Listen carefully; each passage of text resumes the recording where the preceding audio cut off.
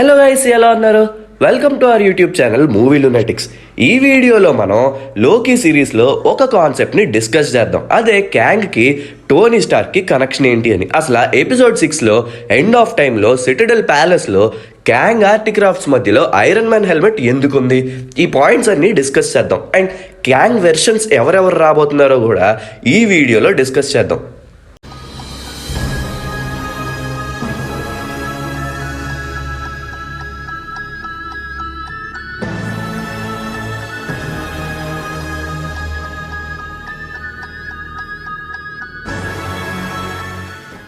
Main కంటెంట్లోకి వెళ్ళే ముందు ఒక చిన్న పాయింట్. మీరు మా ఛానల్ని ఇప్పుడే విజిట్ చేసినట్లయితే వెంటనే కింద ఉన్న సబ్స్క్రైబ్ బటన్ నొక్కి పక్కనే ఉన్న బెల్ ఐకాన్ని ట్యాప్ చేసేయండి. ఆల్రెడీ సబ్స్క్రైబ్ చేసిన వాళ్ళైతే మన ఫేస్బుక్ ఇంకా ఇన్స్టాగ్రామ్ పేజెస్ని ఒక లుక్ వేసుకోండి. మా ఫ్యూచర్ వీడియో అప్డేట్స్ ఏంటో మీకు తెలుస్తాయి. రీసెంట్గా X-Men doctor strange multiverse of మ్యాడ్నెస్లో రాబోతున్నారని న్యూస్ బయటకు వచ్చింది. దాంట్లో వాండా హ్యూ జాక్మాన్ ప్లే చేసిన వల్వరిన్ క్యారెక్టర్తో ఫైట్ సీక్వెన్స్ ఉందని చెప్తున్నారు. అది ఎంతవరకు కరెక్ట్ అండ్ ఆ ఫైట్ సీక్వెన్స్ ఏంటి అని మా నెక్స్ట్ వీడియోలో చెప్తాం. మనందరికీ తెలుసు వైబ్రేనియం ఎంత స్ట్రాంగో. అలాంటి వైబ్రేనియంతో టోనీ స్టార్క్ నానోటెక్ సూట్ని తయారు చేస్తే ఇన్ఫినిటీ వార్ అండ్ ఎండ్ గేమ్లో కథ వేరేలాగా ఉండేది. ఇప్పుడు ఐరన్ మ్యాన్ వైబ్రేనియం టెక్తో చేసిన నానో సూట్ని బ్లాక్ ప్యాంథర్ 2 వకాండా ఫరెవర్లో చూడబోతున్నాం. అండ్ అది ఒకటే కాదు, ఆక్వామ్యాన్ లాంటి క్యారెక్టర్ నేమర్ వకాండా ఫరెవర్లో రాబోతున్నాడు. ఈ డీటెయిల్స్ అన్ని మిస్ అవ్వకూడదంటే వెంటనే సబ్స్క్రైబ్ చేసుకోండి. అండ్ మా నెక్స్ట్ వీడియోస్లో ఈ అప్డేట్స్ అన్ని చెప్తాం. Favourite characters like iron man and Steve Rogers లాంటి వాళ్ళు లేకపోవడంతో కొంతమంది ఫ్యాన్స్ ఎండ్ గేమ్తో మార్వెల్ ఎరా అయిపోయింది అనుకున్నారు. కానీ ఇప్పుడే అసలు కథ మొదలైందని కెవిన్ ఫీజ్ అంటున్నారు. అండ్ అలాంటి పెద్ద మోపున్న క్యారెక్టర్స్ మళ్ళీ రాబోతున్నాయి. అప్పుడే అయిపోయింది అనుకోకు, ఇప్పుడే మొదలయ్యింది. Okay, coming to the main content. మీకు తెలుసో లేదో, క్యాంగ్ వేరియంట్స్లో one of the variant Iron Lad. Loki episodes release అయినప్పుడు క్యాంగ్ ఉన్న సిటడెల్ ప్యాలెస్కి అఫీషియల్ కాన్సెప్ట్ ఆర్ట్స్ బయటకు రిలీజ్ చేసింది మార్వెల్. అఫీషియల్ కాన్సెప్ట్ ఆర్ట్స్లో కొన్ని యూజ్ చేయలేని కాన్సెప్ట్ ఆర్ట్స్ ఉన్నాయి. దాంట్లో వన్ ఆఫ్ ది కాన్సెప్ట్ ఆర్ట్లో ఐరన్ మ్యాన్ హెల్మెట్ని క్యాంగ్ ఆర్టిక్రాఫ్ట్స్ మధ్యలో పెట్టారు. మీరు అనుకోవచ్చు కాన్సెప్ట్ ఆర్ట్లో పెట్టినా సరే అఫీషియల్గా రిలీజ్ అయిన ఎపిసోడ్ 6లో పెట్టలేదు కదా అని. ఈ కాన్సెప్ట్ ఆర్ట్స్ అన్ని గీసే వాళ్ళు ఊరికనే ఏ డీటెయిల్ కూడా పెట్టరు. ఇలాంటి డీటెయిలింగ్లో మార్వెల్ స్టూడియోస్ చాలా సీరియస్గా ఉంటుంది.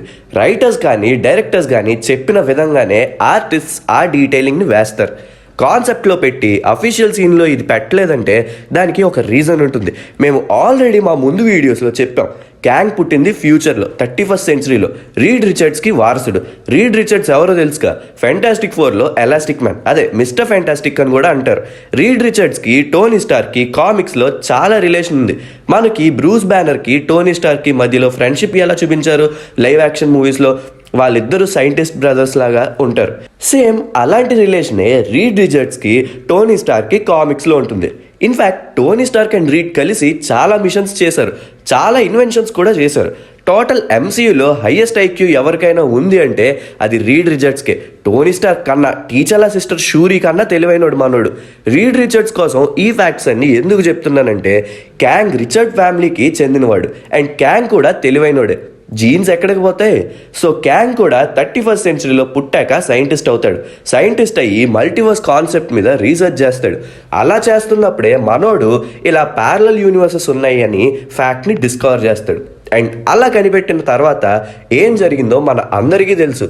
ఎపిసోడ్ 6లో చెప్పాడు కదా, డిఫరెంట్ వర్షన్స్ ఆఫ్ క్యాంగ్స్ కలిసారు. ఫస్ట్లో పీస్ఫుల్గానే ఉన్నారు, కానీ చెడ్డ వర్షన్స్ ఆఫ్ క్యాంగ్స్ రావడం వల్ల మల్టీవర్సల్ వార్ స్టార్ట్ అవుద్ది. ఆ వార్ని ఆపడానికి మన సైంటిస్ట్ క్యాంగ్ గడు ఎండ్ ఆఫ్ టైంకి వస్తాడు, టీవీని స్టార్ట్ చేస్తాడు. ఇదంతా చెప్పాడు మనకి ఎపిసోడ్ 6లో. కానీ ఆ ఎపిసోడ్లో మనం చూసిన క్యాంగ్ వర్షన్ నేమ్ రివీల్ చేయలేదు. ఆ వర్షన్ని హీ హూ రిమైన్స్ అని ఇంట్రడ్యూస్ చేశారు.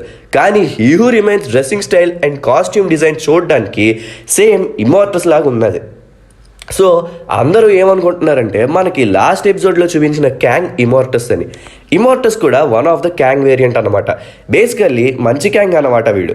కామిక్స్లో హీ హూ రిమైన్స్ అని క్యారెక్టర్ వేరు, ఇమోర్టస్ వేరు. కానీ మనకి లోకీ ఎపిసోడ్ 6లో ఇద్దరిని కలిపేసి ఇద్దరు ఒకళ్ళే అని చూపించారు. హీ హూ రిమైన్స్ క్యారెక్టర్ ముసలైన క్యారెక్టర్ అనమాట. ఆయనే కామిక్స్లో టైం కీపర్స్ని క్రియేట్ చేస్తాడు. యాక్చువల్లీ కామిక్స్లో 4 టైం కీపర్స్ ఉంటారు. మనకి లోకీలో 3 మెంబర్స్ని చూపించారు, కానీ 4th టైం కీపర్కి రిఫరెన్స్ ఉంది. లాస్ట్ ఎపిసోడ్లో ప్యాలెస్ ఆఫ్ సిటడెల్లో లోకీ అండ్ సిల్వి వెళ్ళినప్పుడు 4 స్టాట్యూస్ చూడొచ్చు. దాంట్లో ఒక స్టాట్యూ విరిగిపోయి ఉంటుంది. ఇప్పుడు మనకి తెలిసిన క్యాంగ్ వేరియంట్స్ ఎవరెవరో చూద్దాం. నంబర్ 1 ఇమోర్టస్. ఇప్పటిదాకా మనం లోకి లాస్ట్ ఎపిసోడ్లో చూసిన క్యాంగ్ వర్షన్. ఇమోర్టస్ని హీ హూ రిమైన్స్ని కలిపేసి ఇద్దరు ఒకటే అన్న టైప్లో చూపించారు. నంబర్ 2 రామటూట్. ఈ క్యాంగ్ వర్షన్ ఒక కింగ్ ఈజిప్ట్కి. మనం రామటూట్ వేరియంట్కి కూడా ఎపిసోడ్ 5లో ఈస్టర్ ఎగ్ చూసాం. కరెక్ట్గా మోబియస్ వచ్చి కార్లో సిల్వీని కాపాడతాడు కదా, అక్కడ మనం ఈజిప్ట్ స్పింక్ స్టాట్యూ చూడొచ్చు. యాక్చువల్లీ అది రామటూట్ క్యాంగ్ వేరియంట్ స్పేస్ షిప్. అది కామిక్స్లో మనకి లాస్ట్ ఎపిసోడ్లో క్యాంగ్ అంటాడు, నేను తప్ప ఎవరు రాలేకపోయారు ఎండ్ ఆఫ్ ద టైంకి, నా వేరియంట్స్ కూడా అని అంటాడు. మేబీ రామటూట్ కూడా వాయిడ్లోకి వచ్చి వాయిడ్లోనే చనిపోయి ఉండొచ్చు మేబీ. అందుకే మనం ఆ ఈజిప్షియన్ స్టాట్యూ చూసాం. లేకపోతే టీవీఏ దాన్ని కూడా ప్రూవ్ చేసి వాయిడ్లో పడేసి ఉండాలి. Number 3 Scarlet Centurion. Number 4 Kangaroo the Conqueror. ఈ వర్షన్ ఆఫ్ క్యాంగ్ ఒక యానిమల్ అన్నమాట. మనకి ఫ్రాగ్ థార్ అండ్ ఎలిగేటర్లోకి లాగా Kangaroo Kang. Number 5 Iron Lad. దీనికోసమే మనం మాట్లాడుకోవాలి. ఈ క్యాంగ్ వేరియంట్ ఐరన్ మ్యాన్కి పిచ్చ ఫ్యాన్ అన్నమాట. యంగ్గా ఉన్నప్పుడే ఐరన్ మ్యాన్ని ఇన్స్పిరేషన్గా తీసుకొని ఐరన్ ల్యాడ్ అవుతాడు. బేసికల్లీ మంచి వర్షన్ ఆఫ్ క్యాంగ్. ఈ ఐరన్ ల్యాడ్ వేరియంట్ ఆఫ్ క్యాంగే కామిక్స్లో మన యంగ్ అవెంజర్స్తో టీమప్ అయ్యి విలన్స్ని ఫైట్ చేస్తాడు. కానీ ఒక వర్షన్ ఆఫ్ కామిక్ బుక్లో ఫ్యూచర్ నుండి వచ్చిన క్యాంగ్ ద కాంకరర్ అనే వేరియంట్ ఐరన్ ల్యాడ్ని చంపేస్తాడు. ఐరన్ మ్యాన్ 3లో మనకి చూపించిన చిన్నపిల్లాడే ఐరన్ లైడ్ క్యారెక్టర్ చేయబోతున్నాడని రూమర్ ఉంది. ఒకవేళ ఆ క్యారెక్టరే ఐరన్ లైడ్ని ప్లే చేస్తే వాడిని ఎంసీయూలో ప్రెజెంట్ టైంలో ఉన్న క్యాంగ్ వర్షన్ అని చూపించాలి. ఎందుకంటే కామిక్స్లో ఒక్కడే ఐరన్ లైడ్ ఉన్నాడు, వాడే Kang variant. Number 5 Kang the Conqueror. వీడే మన మెయిన్ విలన్ నెక్స్ట్ రాబోతున్న ఫేజెస్లో. One of the badass version of Kang. Deadly, strong and powerful. యాక్చువల్గా వీడి కోసమే హీ హూ రిమైన్స్ భయపడతాడు. లోకి లాస్ట్ ఎపిసోడ్లో వీడి లాంటి వాళ్ళే చాలా మంది రాబోతున్నారని లోకి మోబియస్ దగ్గర అంటాడు. అండ్ అక్కడ మనం చూసిన స్టాట్యూ కూడా క్యాంగ్ ద కాంకరర్దే. క్యాంగ్ పవర్స్ ఏంటని మన సబ్స్క్రైబర్స్లో కొంతమంది అడుగుతున్నారు. క్యాంగ్ ఫైట్ చేయడానికి ఫ్యూచర్ టెక్నాలజీని వాడుతూ ఉంటాడు.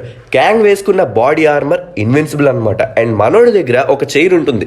Thanos Avengers 1 movie post credit సీన్లో ఒక లెవిటేటింగ్ చైర్ మీద కూర్చుని కనిపిస్తాడు కదా, అలానే మనోడి దగ్గర ఒక లెవిటేటింగ్ చైర్ ఉంటుంది. ఎప్పుడు దాని మీద కూర్చుని ఉంటాడు అండ్ దాని హెల్ప్తోనే టైం ట్రావెల్ చేస్తూ ఉంటాడు.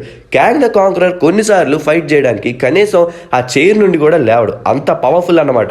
మనకి అవెంజర్స్ దగ్గర ఉన్న టెక్నాలజీ చాలా ఫిక్షనల్గా ఫ్యూచరిస్టిక్గా అనిపిస్తుంది. Like nano technology, vibranium armour, time travel, ఇవన్నీ. ఇంకా ఫ్యూచర్ నుండి వచ్చిన క్యాంగ్ దగ్గర టెక్నాలజీ ఎలా ఉండబోతుందో మీ ఇమాజినేషన్కే వదిలేస్తుందా. ఫ్యూచర్ నుండి పాస్ట్లో ఉన్న కింగ్డమ్స్ని కాంకర్ చేస్తూ ఉంటాడు. అందుకే మనోడికి క్యాంగ్ ద కాంకరర్ అని పేరు వచ్చింది. కామిక్స్లో క్యాంగ్ క్రోనోపోలిస్ అండ్ సిటీకి కింగ్. క్రోనోపోలిస్ చూడటానికి ఒక బబుల్ లాంటి డోమ్తో కవర్ అయి ఉంటుంది. అండ్ మనకి ant man and the wasp మూవీలో క్వాంటమ్ రియల్మ్లో చూపించిన సిటీ కూడా కొంచెం అలానే ఉంటుంది. మేబీ అదే క్రోనోపోలిస్ అవ్వచ్చు. క్యాంగ్ కోసం, క్యాంగ్ వేరియంట్స్ కోసం ఎందుకు చెప్పానంటే, క్యాంగ్ వేరియంట్స్లో కొంతమంది స్టార్క్కి ఫ్యాన్స్. ఆల్రెడీ చెప్పాను, స్టార్క్ టెక్నాలజీని వాళ్ళు వాడుకున్నారు చాలా అకేషన్స్లో. లోకి ఫైనల్ ఎపిసోడ్లో హీ హూ రిమైన్స్ అంటాడు, నేను కొన్ని ఇయాన్స్ నుండి బ్రతికున్నానని. ఇక్కడ ఇయాన్స్ అంటే లిటరలీ కొన్ని మిలియన్ ఇయర్స్ అన్నట్టు. అన్ని ఇయర్స్ నుండి బ్రతికున్న క్యాంగ్ తన రూమ్లో ఎంతో ఇంపార్టెంట్ అయిన ఆర్టిక్రాఫ్ట్స్ మాత్రమే పెట్టుకుంటాడు. ఏది పడితే అది పెట్టుకోడు. అలాంటి ఆర్టిక్రాఫ్ట్స్ మధ్యలో ఐరన్ మ్యాన్ హెల్మెట్ ఉందంటే అది క్యాంగ్కి ఎంత ఇంపార్టెంట్ అయి ఉంటుందో ఆలోచించండి. ఒక థియరీ ఉంది ఏంటంటే, ఐరన్ మ్యాన్ 2 మూవీ స్టార్క్ తన ఫాదర్ చేసిన ఒక ఓల్డ్ సిటీ మోడల్ని తీసుకొని దాంట్లో హిడెన్ మెసేజ్ డీకోడ్ చేసి అదొక న్యూ ఎలిమెంట్ అని తెలుసుకొని తన ఆర్క్ రియాక్టర్కి కొత్త ఎలిమెంట్ తయారు చేసుకుంటాడు. సేమ్ అలానే ఫ్యూచర్లో క్యాంగ్ కరెక్ట్గా మల్టీవర్స్ కాన్సెప్ట్ మీద రీసెర్చ్ చేస్తున్నప్పుడు పాత స్టార్క్ రీసెర్చ్ అంతా బయటికి తీసి అండ్ ఎండ్ గేమ్ టైంలో స్టార్క్ కనిపెట్టిన టైం ట్రావెల్ టెక్నాలజీతోనే టైం ట్రావెల్ని టీవీఏని డెవలప్ చేస్తాడు క్యాంగ్. మీరు అబ్జర్వ్ చేసినట్టయితే క్యాంగ్ చేతికున్న టైం ప్యాడ్ మిగతా టీవీ ఏజెంట్స్ దగ్గర ఉన్న టైం ప్యాడ్ కన్నా చాలా డిఫరెంట్గా ఉంటుంది. అది చూడటానికి సేమ్ టోనీ స్టార్క్ ఎండ్ గేమ్లో తయారు చేసిన స్పేస్ టైం జీపీఎస్ గ్యాడ్జెట్ లాగానే ఉంటుంది డిజైన్. హీ హూ రిమైన్స్ అదే సైంటిస్ట్ వర్షన్ ఆఫ్ క్యాంగ్ ఎవరినైతే చూసామో వాడు వాడుతున్న టెక్నాలజీ స్టార్క్ టెక్నాలజీని ఫౌండేషన్గా యూజ్ చేసుకుని తయారు చేశాడనమాట. మీకు వాండా విజన్లో స్టార్క్ డ్రోన్ కనిపించింది. స్పైడర్ మ్యాన్ నో వే హోమ్లో Peter upgraded nanotech suit వాడతాడు.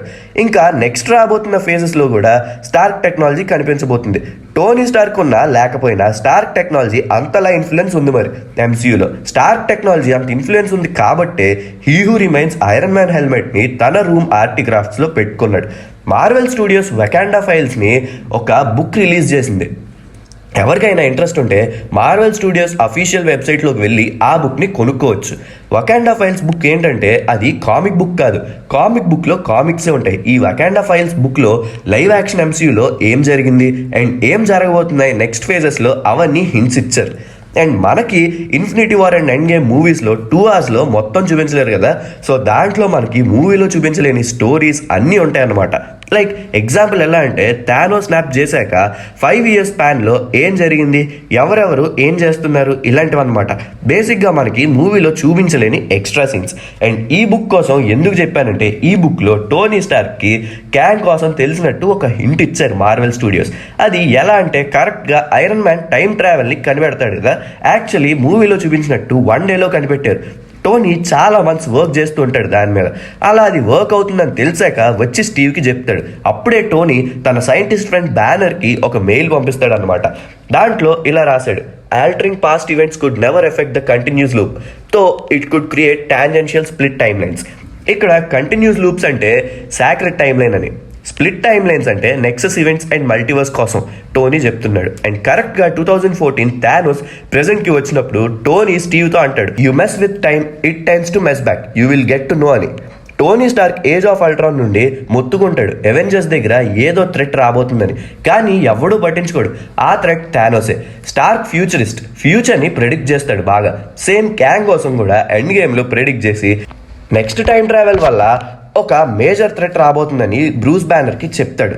And ఇలా అంటాడు, let's not worry about that for the time being, one reality at a time for all our sanity. దాని అర్థం ఏంటంటే ప్రస్తుతం థానోస్ సంగతి చూద్దాం, తర్వాత ఆ థ్రెట్ కోసం ఆలోచిద్దాం. సో దీన్ని బట్టి మల్టీవర్స్ నుండి ఒక మేజర్ థ్రెట్ రాబోతుందని టోనీ ముందే ప్రెడిక్ట్ చేశాడని అర్థం. ఈ ఫైల్ కోసం మనకి నెక్స్ట్ ఫ్యూచర్ మార్వెల్ మూవీస్లో చెప్తారు. రీడ్ రిచర్డ్స్ ఎలా అంటే ఒక సైంటిస్ట్ లాగా, and Tony Stark more of a genius engineer అనమాట. కామిక్స్లో Tony Stark and Reed Richards కలిపి ఇల్యూమినాటి అని ఒక సీక్రెట్ ఆర్గనైజేషన్ని ఎస్టాబ్లిష్ చేస్తారు. దీంట్లో ఎక్స్మెన్ ఉంటారు, స్క్రల్స్ ఉంటారు, నోవా కార్ప్స్ ఉంటారు. ఇలా సీక్రెట్ ఆర్గనైజేషన్ ఉందని మిగతా అవెంజర్స్కి కూడా తెలియదు అనమాట. ఎప్పుడైనా షీల్డ్ హైడ్రా వల్ల కరప్ట్ అయినట్టు ఎవరి టీం అయినా కాంప్రమైజ్ అయిపోతే మోస్ట్ నీడెడ్ టైంలో ఈ ఇల్యూమినాటి వాళ్ళు వస్తారనమాట. స్పైడర్ మ్యాన్ మూవీస్లో ఫెంటాస్టిక్ ఫోర్ రిఫరెన్సెస్ ఇస్తున్నారు. స్పైడర్ మ్యాన్ హోమ్ కమింగ్లో ఇచ్చారు, ఫార్ ఫ్రమ్ హోమ్లో అండ్ నోవే హోమ్లో కూడా ఖచ్చితంగా ఇస్తారు. ఎందుకంటే ఈ 3 మూవీస్ని డైరెక్ట్ చేసిన డైరెక్టర్ జాన్ వాట్సే నెక్స్ట్ ఫెంటాస్టిక్ ఫోర్ మూవీని కూడా డైరెక్ట్ చేయబోతున్నాడు. Okay, that's all for this video guys. ఈ వీడియో కనుక మీకు నచ్చినట్లయితే మేము ఎప్పుడూ చెప్పేదే లైక్ చేయండి, షేర్ చేయండి అండ్ మా ఛానల్కి సబ్స్క్రైబ్ చేయండి. Please do follows on Instagram and Facebook @MovieLunatics. Signing off, me movie lunatics.